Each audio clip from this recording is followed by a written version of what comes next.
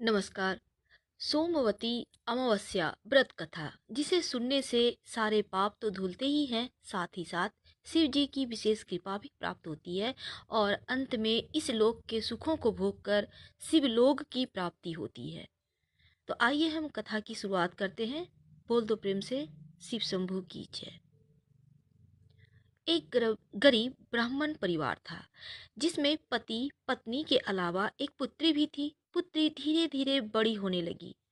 उस लड़की में समय के साथ सभी स्त्रियोचित गुणों का विकास हो रहा था। लड़की बहुत सुंदर थी, संस्कारवान और गुणवान भी थी, लेकिन गरीब होने के कारण उसका विवाह नहीं हो पा रहा था।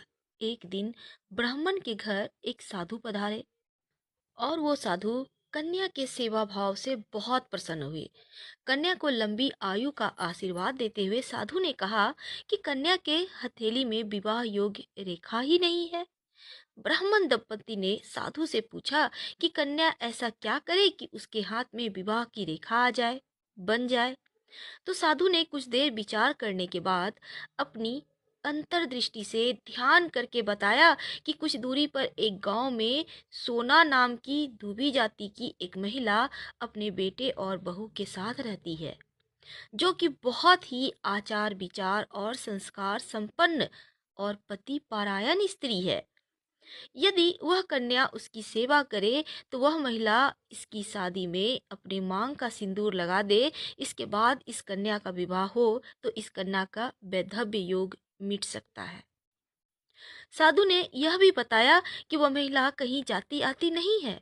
यह बात सुनकर ब्राह्मणी ने अपनी बेटी से धोबिन की सेवा करने की बात कही। कन्या तड़के ही उठकर सोना धोबिन के घर जाती और साफ सफाई करती, सारे काम करके अपने घर वापस आ जाती। तो सोना धोबिन अपनी बहू से कहती है, तुम तो तड़के ही उठकर सारे काम कर लेती हो और पता भी नहीं चलता। बहू ने कहा कि माँ जी, मैंने तो सोचा कि आप ही सुबह उठकर सारे काम खुद ही खत्म कर लेती हैं। मैं तो देर से उठती हूँ। इस पर दोनों सास बहू निगरानी करने लगी कि कौन है वह जो इतनी सुबह आकर हमारे घर की सफाई करके चला जाता है।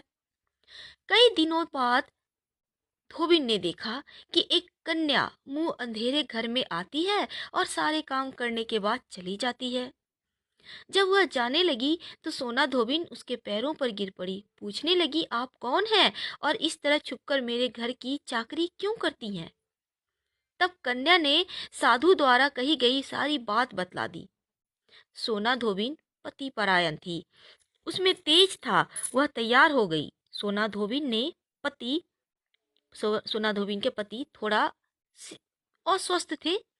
उसमें अपनी बहू से अपने लौट आने तक घर पर ही रहने को कहा। तो सोना धोबिन ने जैसे ही अपने मांग का सिंदूर कन्या की मांग में लगाया, उसके पति की मृत्यु हो गई। उसे इस बात का पता चल गया, पर वह घर से निराजल ही चली थी, यह सोचकर कि रास्ते में कहीं पीपल का पेड़ मिलेगा तो उसे भंवरी देकर उसकी परिक्रमा करके ही जल ग्रहण करूंगी। उस दिन सोमवती अमावस्या थी। ब्राह्मण के घर मिले पुए पकवान की जगह उसने ईंट के टुकड़ों से 108 बार भंवरी देकर, भंवरी का मतलब परिक्रमा, पीपल के पेड़ की परिक्रमा की और उसके बाद जल ग्रहण किया। ऐसे करते ही उनकी पति जो मर चुके थे सोना धोबिन के, कन्या के सिंदूर में मांग में सिंदूर देने से वह जिंदा हो गए, उनके शरीर में कंपन होने लगी। तो इतना महत्व है इस सोमवती अमावस्या के व्रत कथा की और इस दिन की।